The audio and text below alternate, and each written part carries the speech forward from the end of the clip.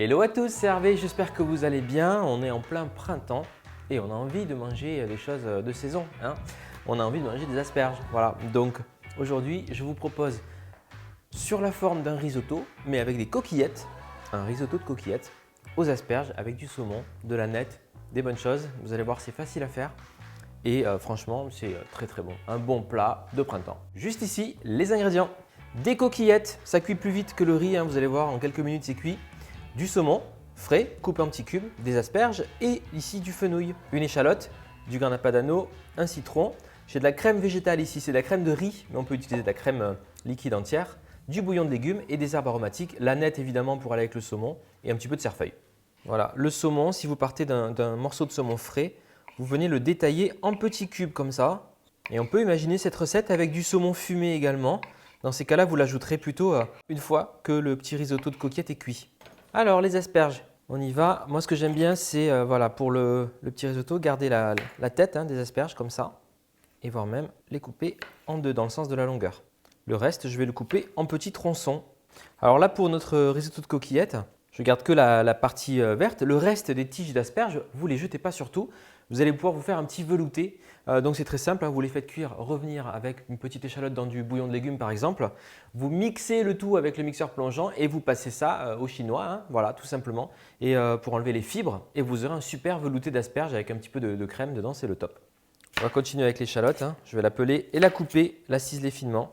Je prends du fenouil. Alors pareil, le fenouil, on peut utiliser la partie verte du fenouil qui est bien aromatique, c'est sympa. Les tiges sont plus croquantes et la base blanche elle va être plus tendre. Donc je vais prendre de la partie blanche aujourd'hui. Donc je vais couper mon fenouil. Alors pareil, en petits cubes, et parce qu'il va rester un peu croquant dans mon risotto de coquillettes. Mais j'aime bien le goût et la texture du fenouil dans toutes les recettes avec du poisson notamment. On va se mettre un bon filet d'huile d'olive dans la poêle. Et je vais venir mettre donc l'échalote, le fenouil, les asperges, tous les légumes, voilà, et les faire revenir suer quelques minutes. Et tout va se passer dans cette poêle. On va râper le morceau de grana padano. Et s'il y a des petits morceaux, ce n'est pas très grave parce que ça va fondre dans le risotto de toute façon. Voilà, à ce stade, je vais simplement réserver donc les légumes sur le côté. Attention, le feu, il ne faut pas qu'il soit trop fort. Et je vais ajouter mes dés de saumon juste ici. On va les faire dorer de tous les côtés. Je mélange le saumon et je mélange tout avec les légumes et tout. Alors même si le saumon n'est pas tout à fait cuit, je veux juste saisir les petits cubes comme ça, faire une pré-cuisson.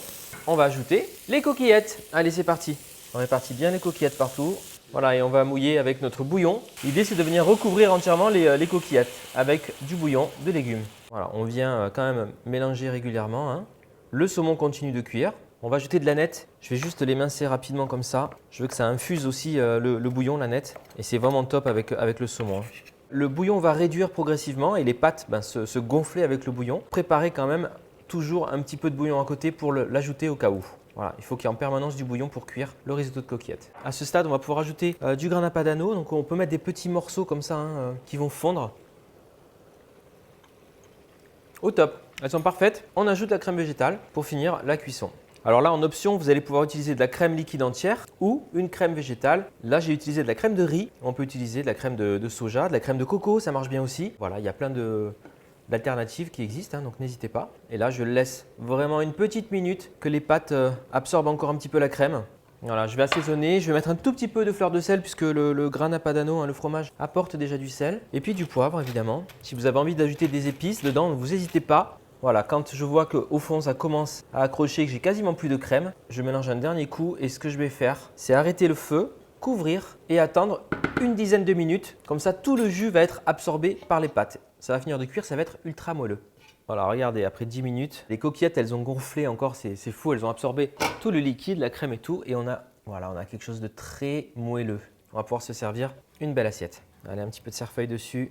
Et bien sûr, quelques copeaux de fromage. Voilà, vous avez un bon plat complet à faire en famille, entre amis. Vous allez vous régaler. Merci à tous d'avoir suivi cette vidéo. J'espère que la recette vous plaira. N'hésitez pas à me le dire en commentaire. Surtout, abonnez-vous à Hervé Cuisine si ce n'est pas encore fait. Partagez, likez et commentez. À bientôt. Ciao.